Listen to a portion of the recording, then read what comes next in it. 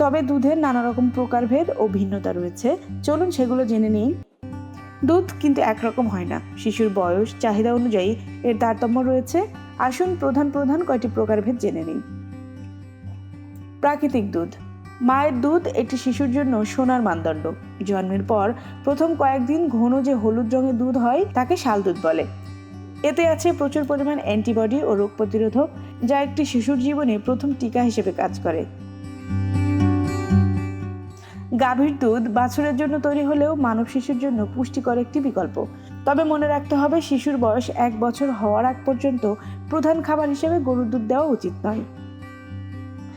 ছাগলের দুধ গরুর দুধের চেয়ে হজমে কিছুটা সহজ হতে পারে, কারণ এতে ফ্যাট গ্লোবিউলগুলো আকারে ছোট হয়, কিন্তু পুষ্টিগুণের দিক থেকে এটি গরুর দুধের কাছাকাছি। সম্পূর্ণ ভিডিওটি দেখতে এই ভিডিওর নিচে দেওয়া লিঙ্কে ক্লিক করুন। ধন্যবাদ।